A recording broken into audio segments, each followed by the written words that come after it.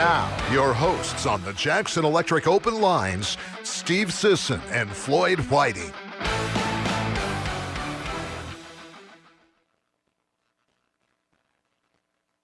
Steve Sisson, Trevor Jackson, Aaron Linden, and our newest co-host, Madison Danforth.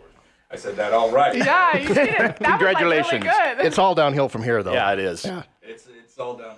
Hang on. Trevor's trying to tell me something. I can't hear your mic. No. Can't hear my mic. Push the button. There you go. Can't. There we go. How about that? I'm here for you. All right. He's I'm here for you, me. Floyd. Okay, so good morning and welcome to the Jackson Electric Open Lines.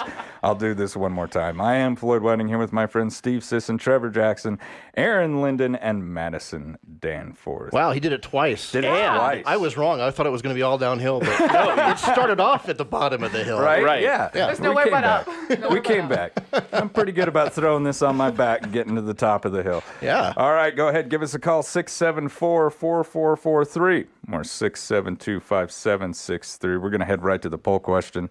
Traveling is the big issue this week. Question was, are you more apprehensive of airline travel now than previously? And this was kind of based on a discussion we had after the show last week, just talking about how much issues the airlines are having right now. And this could be one of the most divisive polls we've ever put up.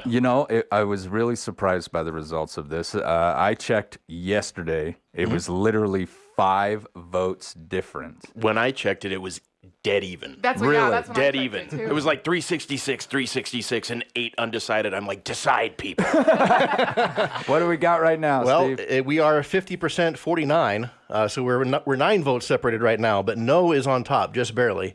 Not more apprehensive of airline travel now. That is compared to 49% saying yes, and then that 1% undecided could be, that's the tiebreaker right there. Wow. What a tiebreaker by 1%. 8 votes. That's within the plus minus margin of error. Yeah, I would totally This thing say has a yeah. very large margin of error. No, We this got is a lot of room scientific. to play on this one. So I guess a really decisive question. Some people are really apprehensive about traveling this year, looking toward, problems like canceled flights. We're seeing a lot of Absolutely. canceled flights. It's not really the issues like we had, with TSA, and it's just a drag to get in there. They've pretty much streamlined that process. Now it's cancellations from the airlines themselves. Right. Pilot shortages. Yeah, yeah. exactly. I go down to Louisville, Kentucky, like once every couple of months.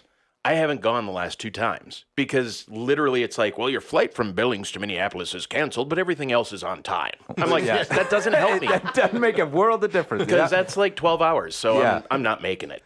I have had a couple of flights where I probably could have driven there faster than flying. Yeah. But that was before all these issues. So I don't know. It's never been a very pleasant experience, really. No, if you want the truth, flying isn't really for me. No, flying is terrible. Like, so with my family, we have to deal with all the TSA. Like, my mom has an insulin pump, so we got to, make sure it's not.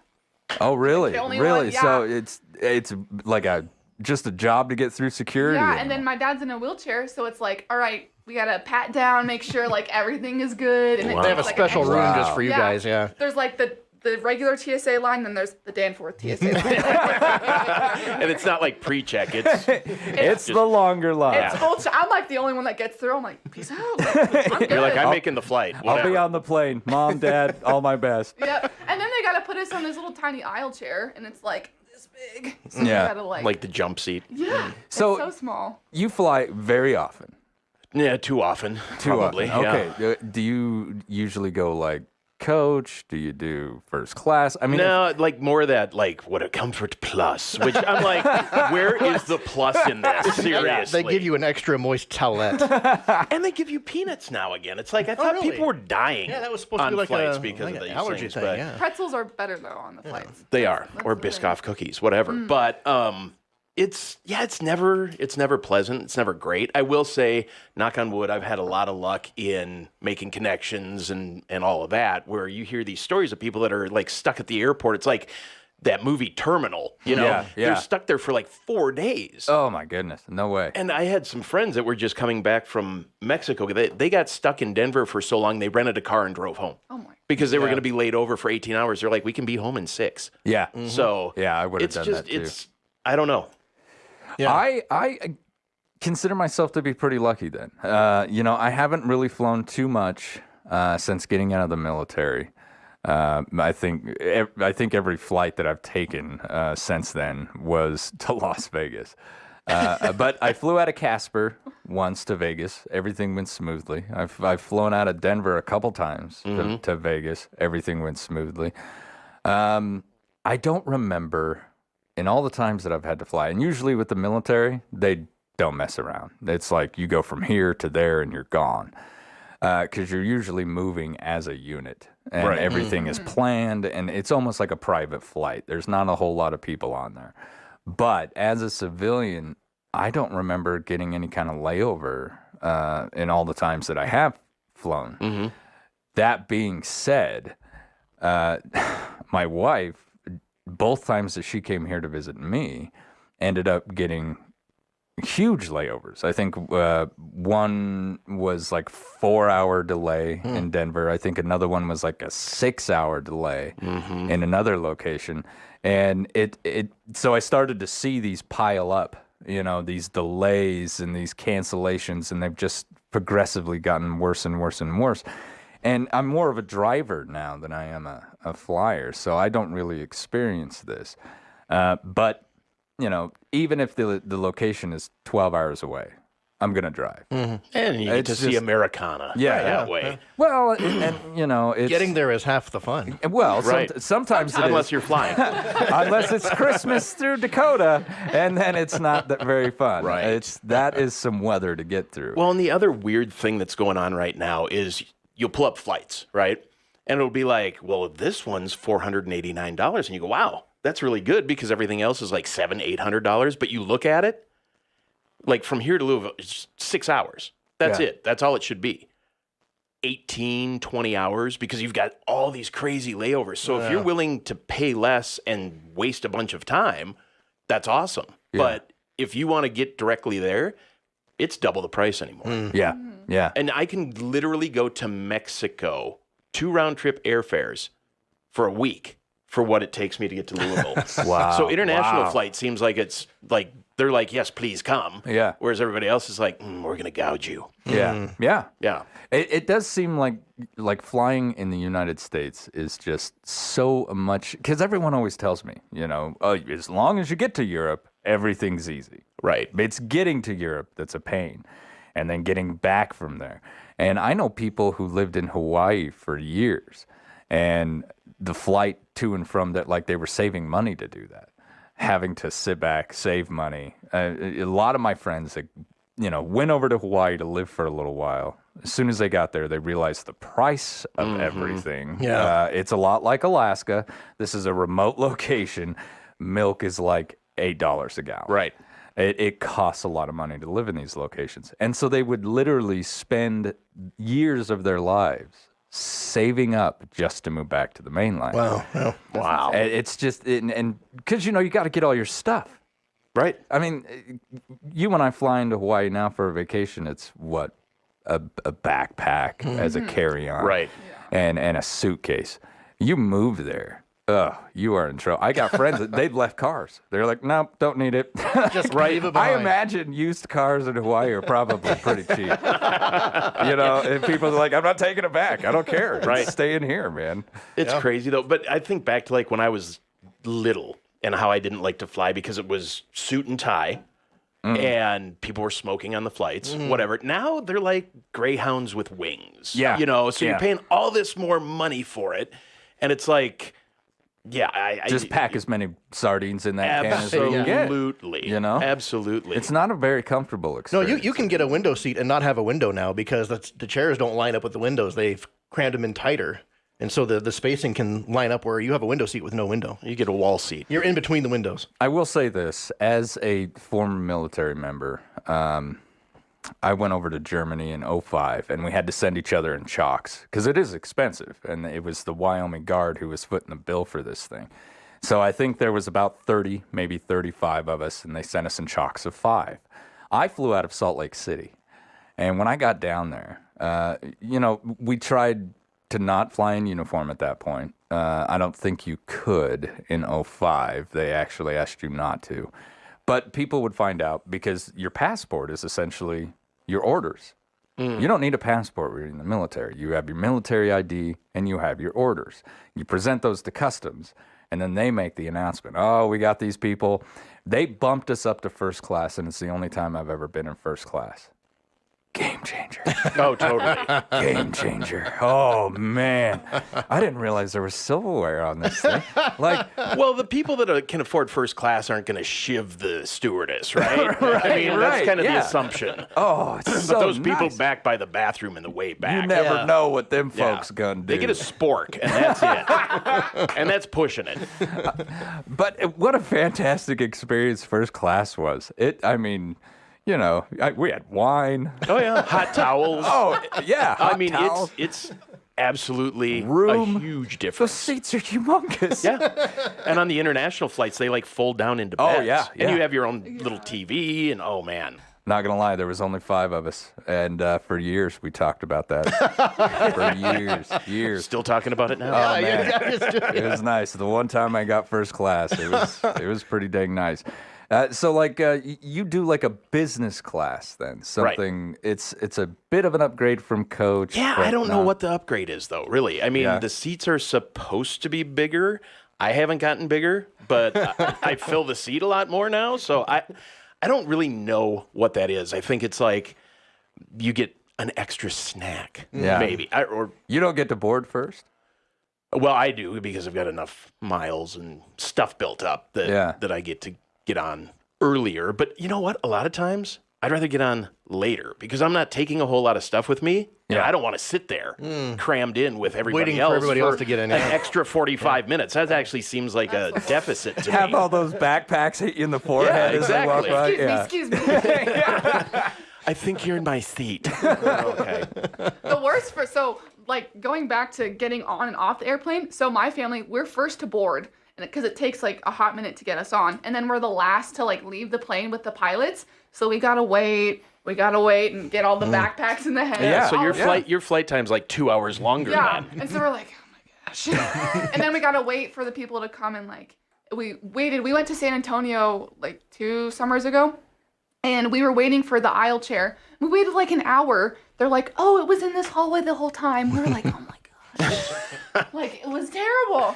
But it's a process. I think it depends on like what your whole like party has to do. Yeah, and, like, right, what they yeah. have to deal with. Well, and I guess. would be interested Yeah. to find somebody to call in. How are international flights right now? Yeah, Is this just an yeah. American issue? Like, because I'll tell you what, 2019, we flew from Denver to LAX to Seoul, South Korea to Phuket, Thailand, and South Korean Air was flawless and amazing.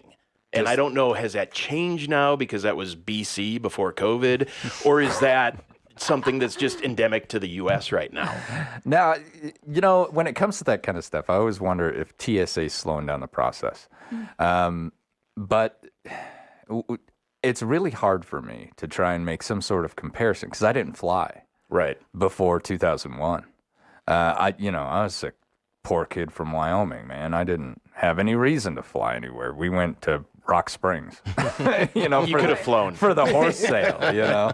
a trip. The biggest trip that I took up to that point as a child was to my grandma's house in Nebraska, 12 hours, and it was a drive. But there was no reason to ever fly anywhere. I joined the military, boom, they're flying me everywhere. But that was after 9/11. So I've always had to deal with TSA. And always had to take off my shoes and always had to do that kind of stuff. I hear people talk about how it was. You flew before 9/11. Oh, yeah. What is the stark contrast as to why some people say, wow, this is really just slowing up the whole process? You know, you see those people with TSA pre-check, right? Way worth it. Because that's kind of like the olden days. You don't take off your shoes. You don't take off your belt. They still make you go through a little hands-up device. Yeah.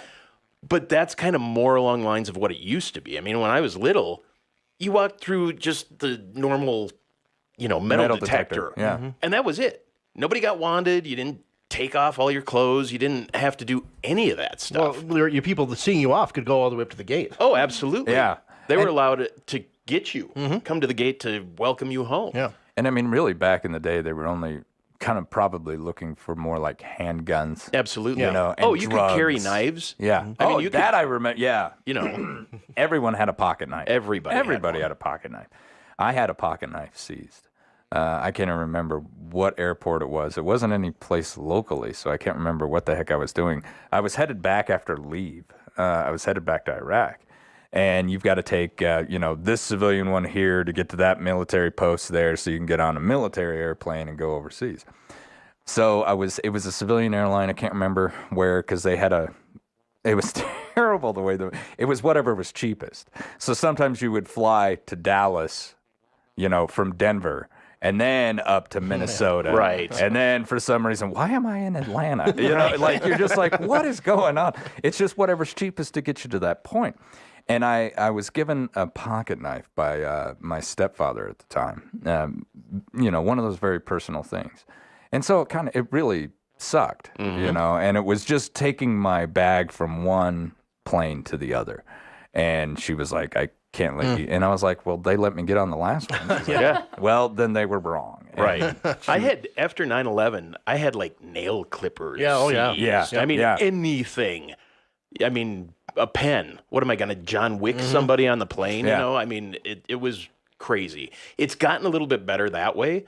As a matter of fact, where were we? I think we were in Houston, and it wasn't TSA pre-checked down there, and we didn't have to take off our shoes or belts, anything.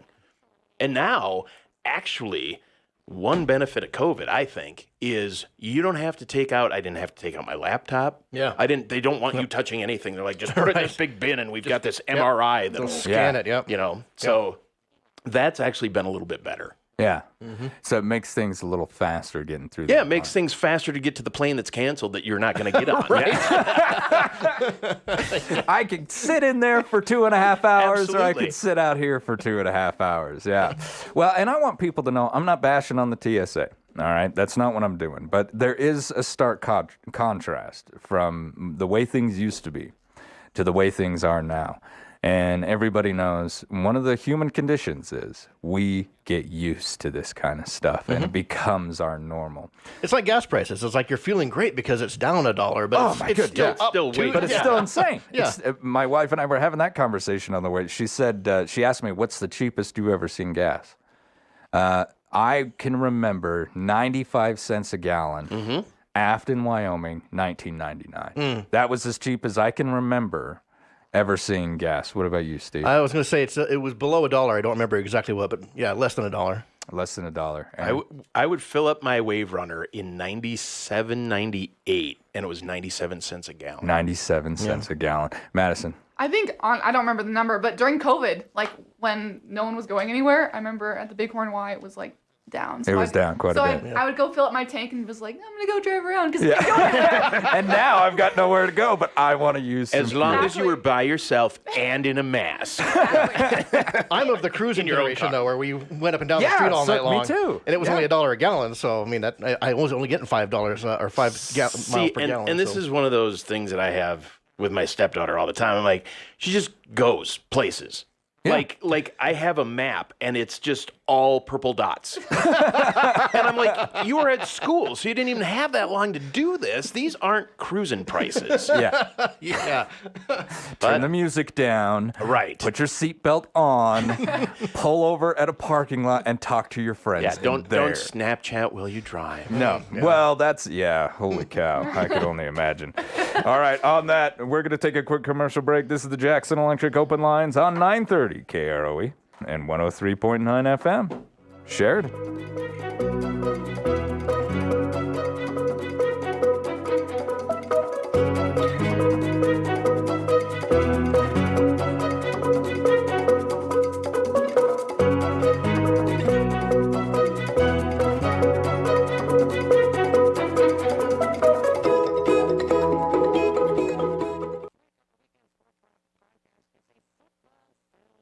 From the simplest to the most complex electrical applications, Jackson Electric has the knowledge, experience, and reputation to meet and exceed any electrical need or equipment. Jackson Electric expertise even includes phone systems, data systems, LED lighting systems, fire alarm systems, and irrigation systems, residential, commercial, industrial, agricultural.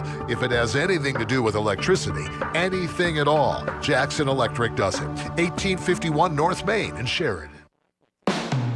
I really hate to say this, but winter is coming. It's time to think about getting your vehicle ready for Wyoming winter roads. Here's a tip to help you save some bank. Go see Tim or Joel at Midas for September specials on all things necessary to keep you safely on the road this winter. Tires, brakes, fluids, battery, and tune-ups. You can save on the repairs you need while getting peace of mind knowing your car is in the hands of experts. Midas Tire and Auto on East Brundage Lane in Sheridan. Okay, let this seep in. Pioneers crossed the vast wilderness in covered wagons, and today a lot of their offspring actually set alarms to remind them to drink water. If you're needing water, all you have to do is call 307 Wildcat Well Service, a local company that specializes in locating water, drilling and pumps, even solar-powered water wells. For water wells and all that goes with them, look for 307 Wildcat Well Service in the Country Bounty, and you too will have cool, clean water. Water. The end of summer flash sale is happening now on SheridanMedia.com. Let's talk health and wellness. A new business in town named Clear Air Wellness is offering IV infusions, vitamin B shots, and more. Another new business in town, Bighorn Chiropractic, is offering acupuncture sessions which include the initial exam. Balanced Healing Salt and Sauna is offering salt therapy for allergies and other items. The end of summer flash sale. Every bid starts at half price. Check it out on SheridanMedia.com.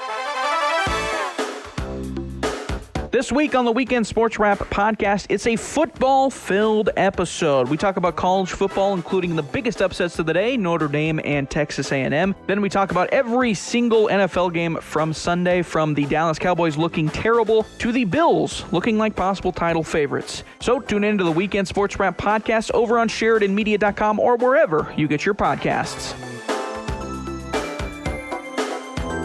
Radio is a great career. Sheridan Media employs a number of people in various capacities, including advertising sales, news, promotions, business administration, and engineering. If you or your organization would like to know if there's a job opening at Sheridan Media, send your mailing address request to Bob Grammons, General Manager, Sheridan Media, P.O. Box 5086, Sheridan, Wyoming, 82801.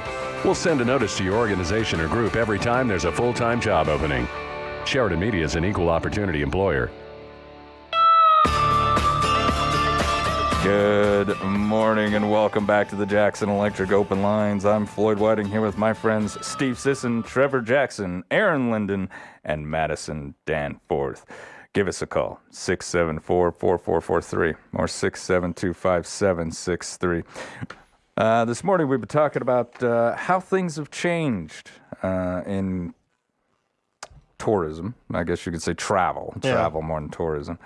But just before we move on, because I do want to talk about how, something that we were talking about over the break. But I do want folks to know that as of right now, they do believe that domestic tourism is expected to be completely recovered.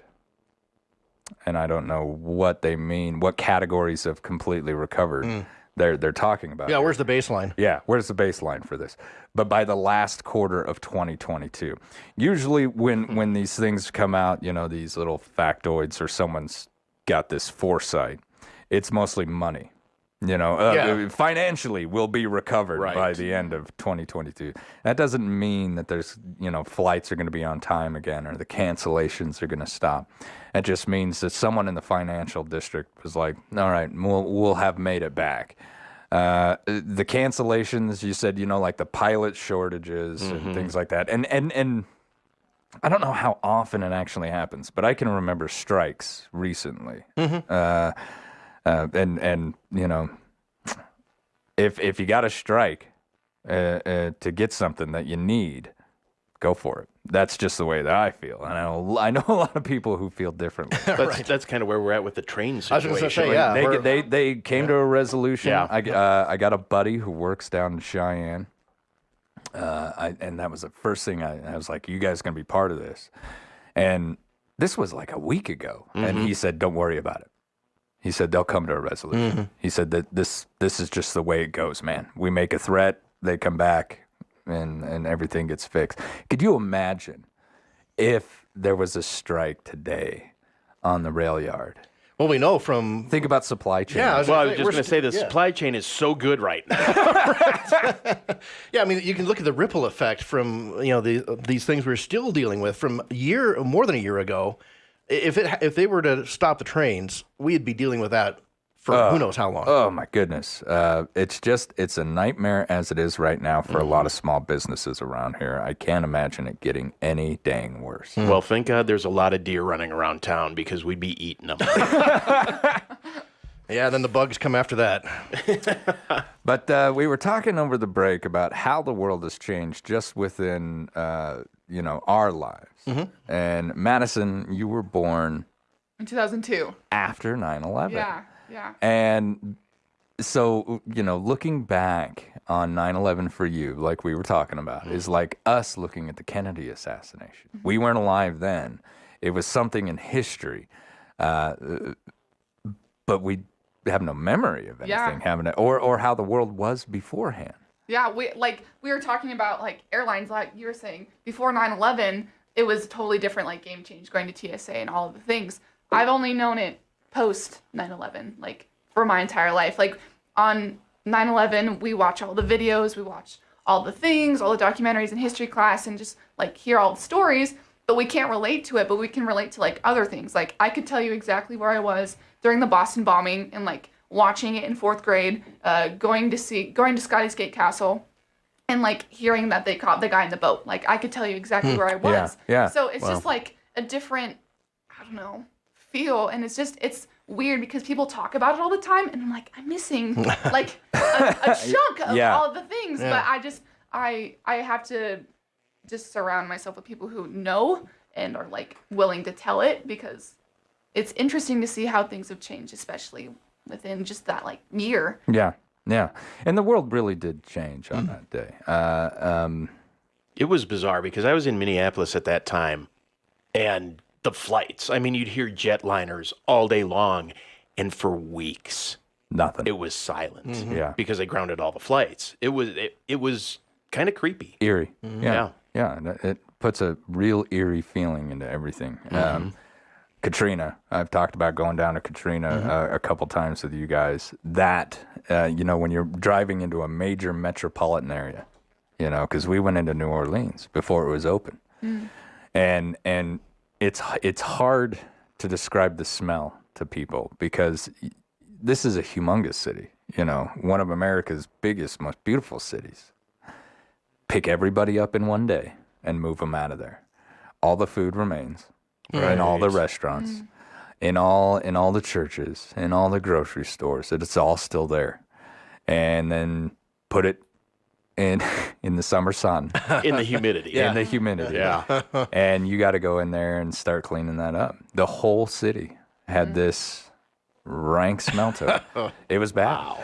But so I can understand a little bit just because, when there's no cars on a freeway, when we drove in there into the, big metropolitan spaghetti bowl of freeways and highways going every which direction, and you're the only moving thing on that, that's when it all kind of hits you, where it's like, wow, it's just a very unnatural feeling. It's like a scene from The Walking Dead. Yeah, exactly. It really is. Yeah. I mean, we stood downtown New Orleans, surrounded by skyscrapers, and there was just nobody on the streets. There was no cars on the streets. It's just empty.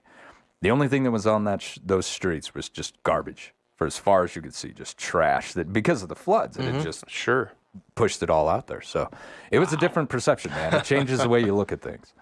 Yeah. You really appreciate your city workers. Oh, yeah. You really do. You really do. You realize, man, people keep this city clean.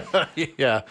Yeah, it would pile up quickly without it, especially in like places like New York where they don't really have alleys, like in Manhattan. Yeah. Right. Where they just put it on the streets. I mean, that would instantly become a problem. Oh, yeah. Which is so bizarre because when you're walking down the streets in Manhattan at night and there's just piles of garbage and you're like, what is going on? And then the next morning it's all gone. Right. And it's on a barge to Jersey or wherever they take it. Everything's legal in New Jersey. Right. They always refer to it as the Garden State, and I'm like, it's more like the garbage state, isn't it? Isn't that where they send all that stuff? I dated a girl from New Jersey, and I was like, "So is it true?" And she's like, "Well."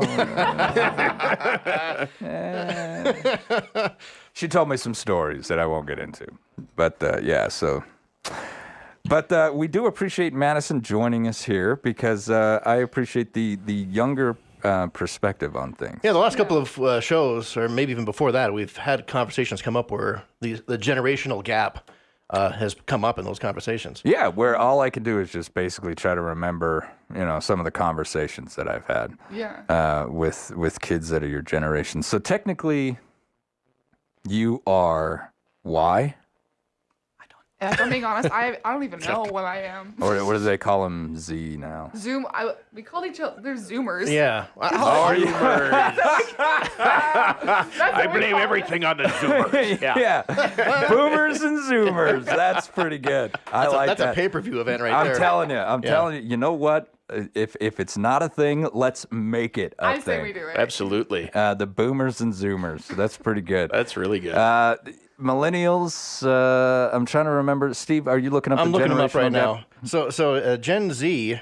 What's your source? First off, I don't know. That's the first thing that came up in Wikipedia. Google, so. You can always trust Wikipedia. It's something with Jeff Bezos on it, I think. He's probably funding it somehow. I don't know. This seems a little off. I should look up a little deeper than this. But they're saying Gen Z was born 97 to 2012. Does that seem right? No, it doesn't. Millennials 81 to 96. 81 and 96. Well, maybe. Well, that's- maybe. No, wait. We're digging Okay. deep here. Yeah. What am I?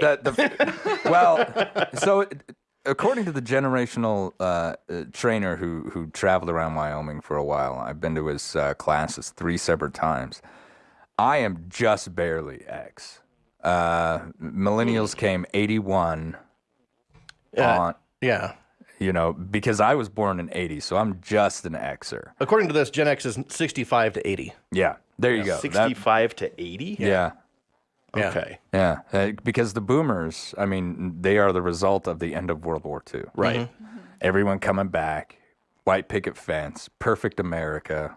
In fact, this group divides boomers into 2 groups because they're so large. And matter of fact, because that guy during his class, when he said that there's silent generations in between like the boomers and the Xers, and there's a generation in there who really doesn't raise a lot of fuss about certain things. And believe it or not, us Xers are considered a generation that hasn't raised. That's because we're so apathetic, though. I think it's just kind of that Gen X attitude. The horrible part about that is I'm going to agree with you 110%. We are apathetic when it comes to certain things. Yes. We're helicopter parents. Yes. Yes. But our helicopter parenting is a result of our parents that were totally not. that were completely removed. Yeah. You left at 6 a.m. You came back at dark. Yeah, when the streetlights came on. And they were like, how was your day? Okay. Yeah, it was not a big deal. They didn't care. It was so like Madison. I know you're old enough now. You don't have to check in with your parents, but growing. I still do. You still do? Yeah. See, yeah. My daughter, she just had her 18th birthday. I still like, hey, if she's going anywhere, let me know when you get there. Let me know when you leave. I'm going to run Make a sure you're timer. not dead. Yes, exactly. Yeah. So how often were you checking in with your parents growing up? And did you grow up with like a cell phone? So I got my first. So I'm an only child. So it was just me and my mom and dad. And so I think I got an iPod when I was in 5th grade, or 4th grade, and I bought it because I remember. And then 6th grade came around, and because I had to ride the bus, I bought myself a phone. So I bought my first phone, and so I always had it. So I've kind of just grew up with a phone, so I was able to like text my mom and text my dad and even my grandparents and stuff throughout like. Even when I had my iPod, there's like those little apps that you could like only text the people that your parents put in, you know? And so I was able to do that and like. And so you were always kind of checking in with your folks. I'm here. Yeah, because sometimes I'd walk to school, sometimes I'd go to friends' house because like we all live kind of in the same neighborhood. And then for sports too, like in high school, they'd be like, "What's the score of the game right now? Like, Yeah. we're on the road. We're almost there. Like, how much time do we have until we're gonna be late to the game and like all that stuff?" So it was Wow, like, I feel old because I remember when Atari came out. So, wow. Oh, those were great though, weren't they? Bonk. Oh, yeah. Bonk. Pong was awesome. Pong. Yeah. And see, one of the things about the previous generation is, like, when I grew up, I didn't have a cell phone until I was way out of school. And so yeah. our parents had limited ability to check in on us because, you know, they had the landlines and that was it. Yeah. Yeah. And if you had a sister, that's over. I At remember- least my sister was that way. I remember going to school the one day and they had a phone in the front office, and I walked to school. And my mom's like, "Call me when you get back or when you get to school." So I had to walk to school, go to the front office, and call my mom, make sure that I told her. Oh, that I was really? there. Yeah. Wow. So then I would come back and do the same thing. I think But that was when I was like little.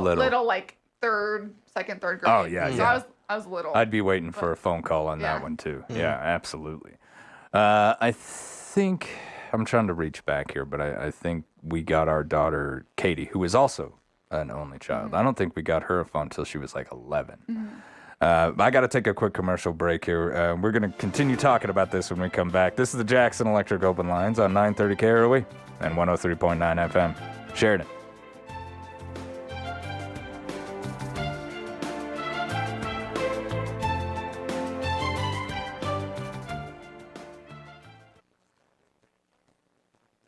Call Jackson Electric and you'll see the light. Maybe it's as simple as adding an extra outlet. Maybe it's as detailed as wiring an industrial building. Maybe it's high-efficiency LED lighting or fire alarm system or phone system installation and repair. Maybe it's data system wiring, irrigation wiring, or electric motor sales and repair. Commercial, residential, industrial, agriculture, above ground, below ground. Call Jackson Electric and you'll see the light. 1851 North Main in Sheridan. I really hate to say this, but winter is coming. It's time to think about getting your vehicle ready for Wyoming winter roads. Here's a tip to help you save some bank. Go see Tim or Joel at Midas for September specials on all things necessary to keep you safely on the road this winter. Tires, brakes, fluids, battery, and tune-ups. You can save on the repairs you need while getting peace of mind knowing your car is in the hands of experts. Midas Tire and Auto on East Brundage Lane in Sheridan. The owners and staff at Kane's Funeral Home would like to thank the families of Sheridan and Johnson counties for choosing Kane's and allowing them to serve you during these hard times.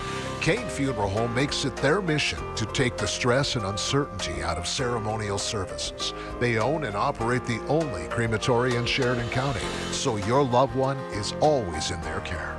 Kane's Funeral Home. Call 673-5837 or visit them online at kanefuneral.com.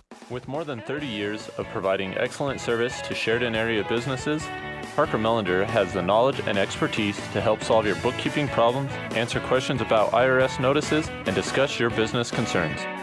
Schedule a review of your financial records today, and we'll find solutions that work best for you. Ask about our exclusive fixed price agreement, 1 annual fee, unlimited phone calls, and meetings. Parker Melander, 1811 South Sheridan Avenue, Sheridan.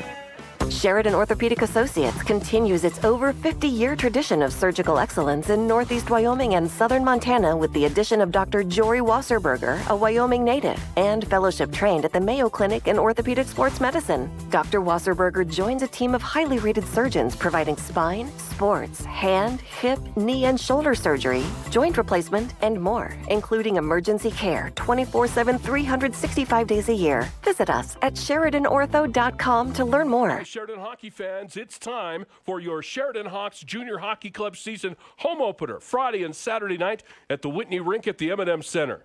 Come and help raise the roof as the Hawks take on the Butte Cobras. Gates open at 6:30. They drop the puck at 7:30. Admission $10 for adults, $8 for seniors, students, and military. Kids 4 and under are free. Be part of the excitement with your Sheridan Hawks at home Friday and Saturday night against the Butte Cobras as they kick off a brand new season.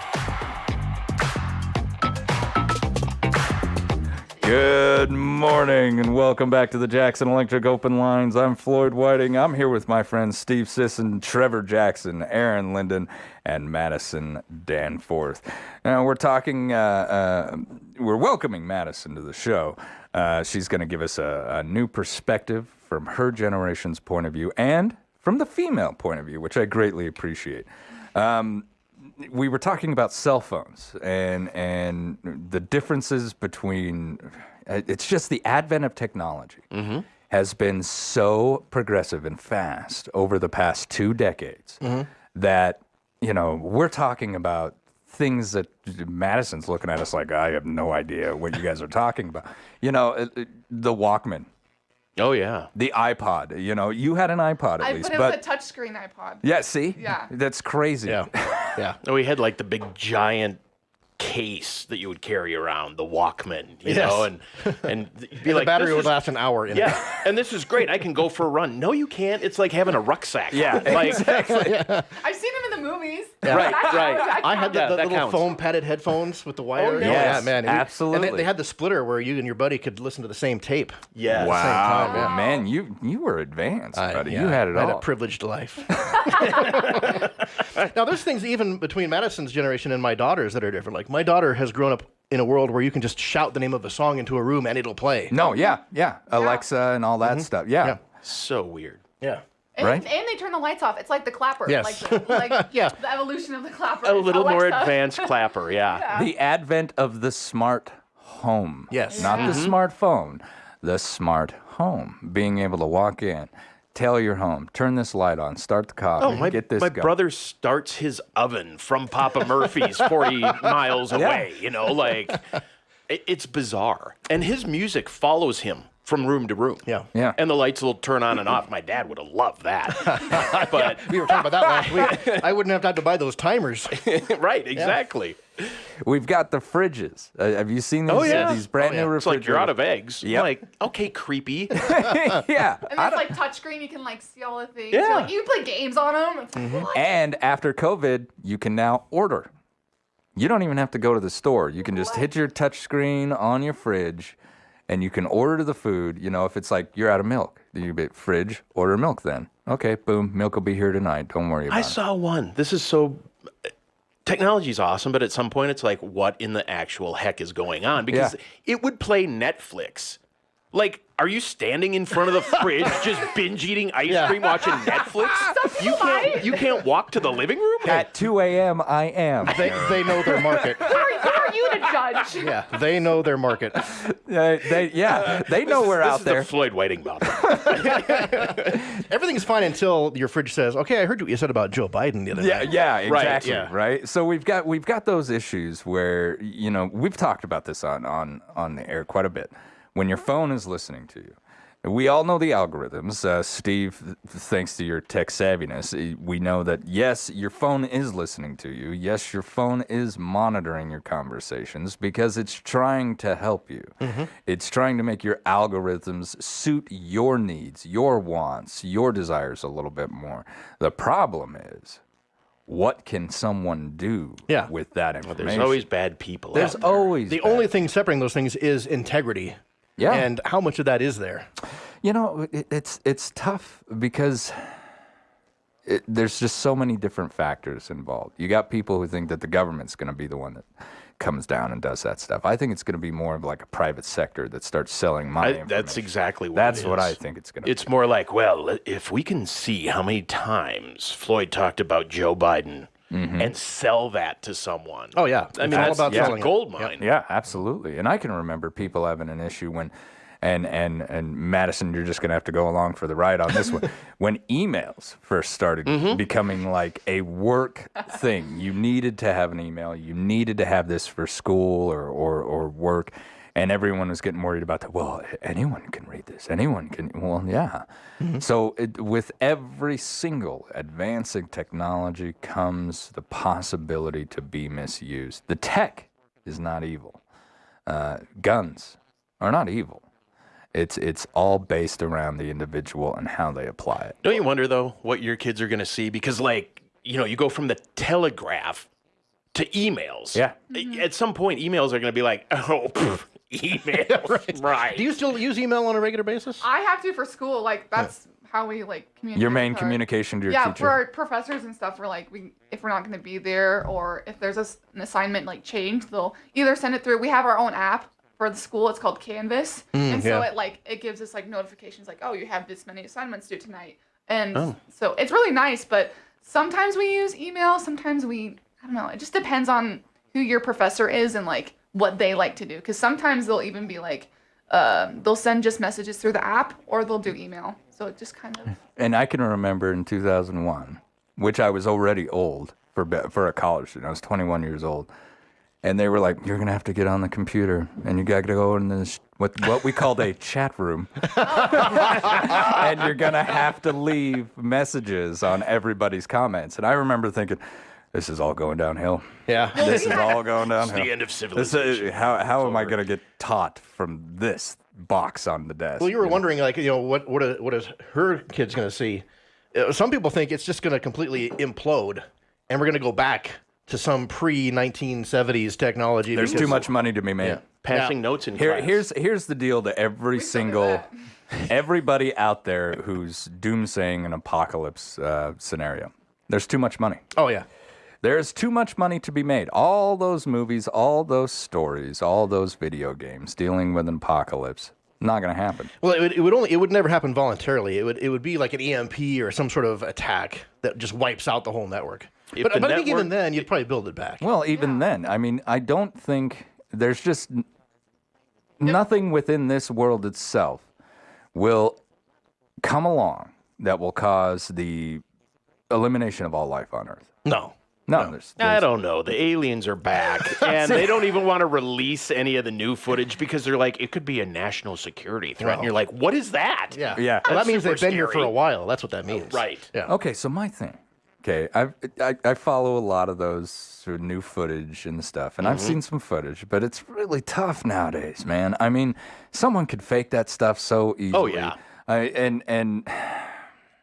I'm having a rough time following along anymore because there just seems to be almost too much. Do I think they're here? Yeah, I do.